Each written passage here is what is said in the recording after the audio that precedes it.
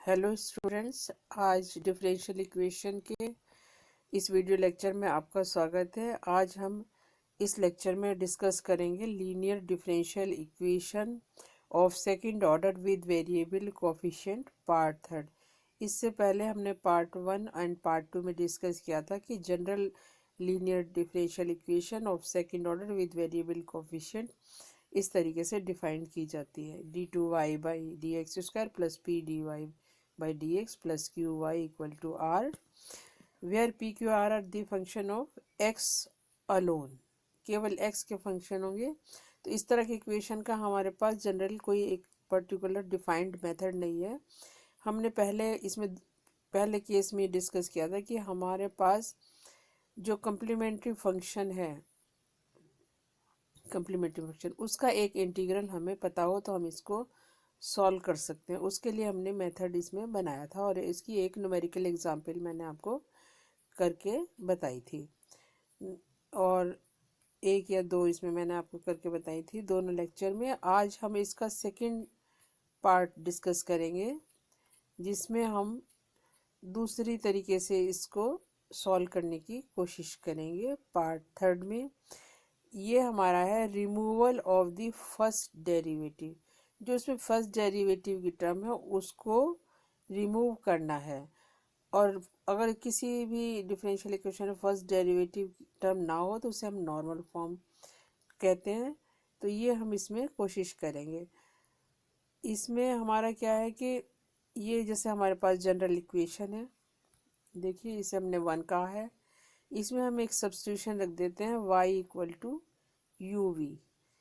इससे dy/dx निकाल लिया, d2y/dx² निकाल लिया और अपनी इक्वेशन में सब्स्टिट्यूट कर दिया है। अब हमें नॉर्मल फॉर्म में करना है, तो उससे हमारे पास जो फर्स्ट ऑर्डर की टर्म है वो ज़ीरो होनी चाहिए। अब इसमें देखिए, इसे हमने सब्स्टिट्यूट करने के बाद जो इसमें dv/dx का कोफिशिएंट आया उसको p1 कहा, v के कोफिशिएंट को q1 कहा और राइट हैंड साइड को r1 कहा है। p की हमारे पास p1 की वैल्यू ये है, q1 की वैल्यू ये है एंड r1 की वैल्यू ये है। अब हम क्या करेंगे, हमारे पास if u be chosen so that p1 the coefficient for the first derivative become 0, यानी नॉर्मल फॉर्म के लिए हम जो है इसका कोफिशिएंट 0 रख देते हैं। तो उससे हमारे पास ये लीनियर डिफरेंशियल इक्वेशन बन गई। इसका सॉल्यूशन क्या हो जाएगा, इंटीग्रेट कर दिया इससे, तो हमारे पास ये आ गया u equal to e⁻−1/2 under integration p dx।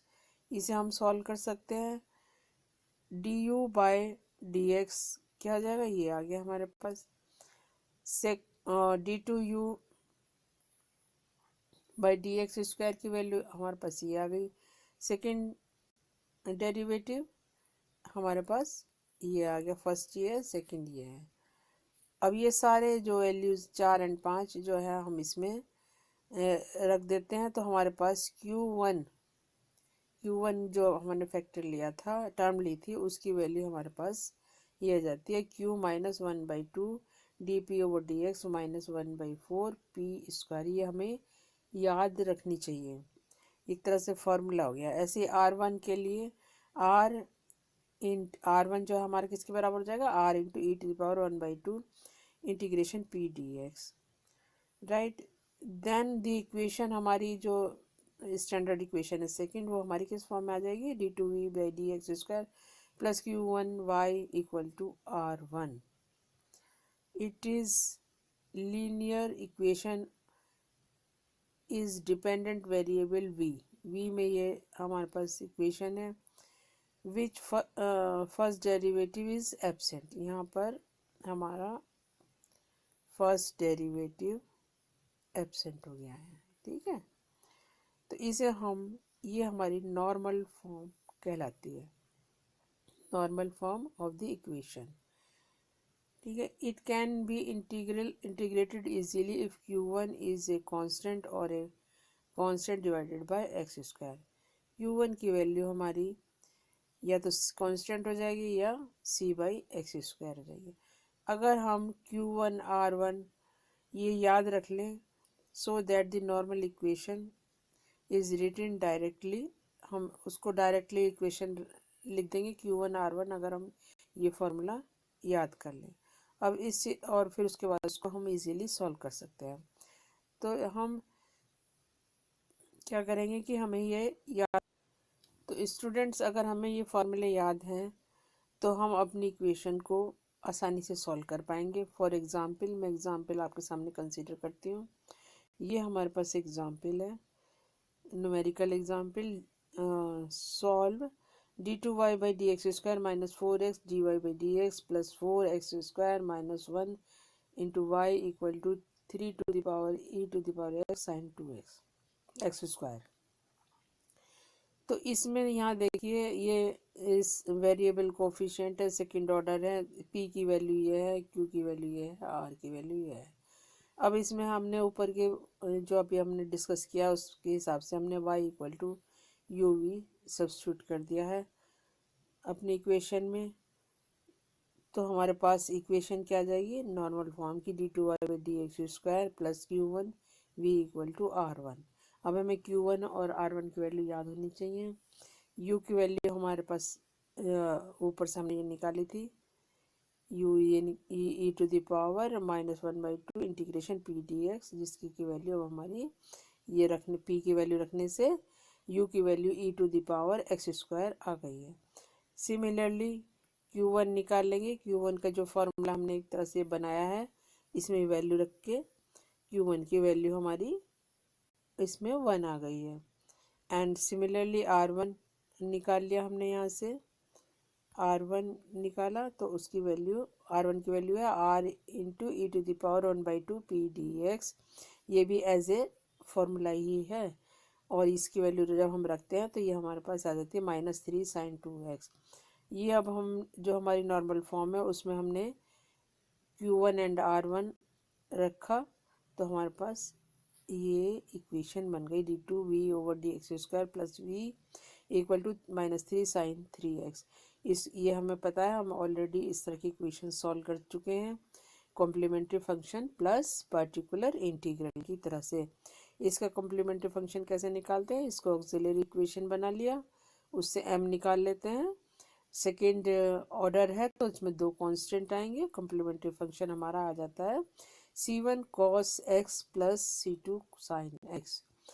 And now find the particular integral 1/d² plus 1 in of -3 sin 2x which is equal to sin 2x। ये सारे फॉर्मूले और ये पूरा कंप्लीट मेथड मैंने आपको प्रीवियस जो वीडियो लेक्चर है उनमें आपको बहुत डिटेल में करा रखा है। तो हमारे पास सॉल्यूशन क्या आ गया, v वाला, v की फॉर्म में v equal to c1 cos x plus c2 sin x plus sin 2x। अब हमारे पास ये हमें तो चाहिए आंसर किसका, y में, और y हमारा क्या रखा था हमने स्टार्टिंग में u into V equal to, अब u की वैल्यू यहाँ से ऊपर निकाली हमने, ये रख देंगे इसमें, और v की वैल्यू तो ये हमारा आ जाएगा e to the power x², ये u हमने निकाल लिया था ऊपर, और ये हमारी v की वैल्यू। तो कंप्लीट सॉल्यूशन हमारे पास आ जाएगा e to the power x into c1 cos x plus c2 sin x plus sin 2x। This is the final solution.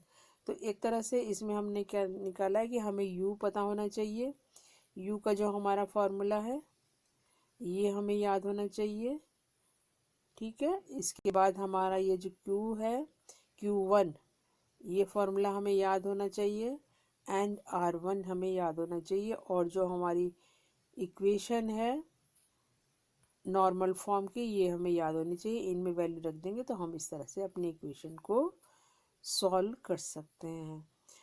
I hope ये मेथड आपको क्लियर हो गया होगा। इस तरह के क्वेश्चंस और करिए आप अपनी बुक से, और ये लेक्चर अगर आपको अच्छा लगा हो तो इसे लाइक करिए, सब्सक्राइब करिए चैनल को, और दूसरे जो स्टूडेंट्स हैं उनमें भी शेयर कीजिए इस लेक्चर को, ताकि सभी लोगों को फ़ायदा हो सके।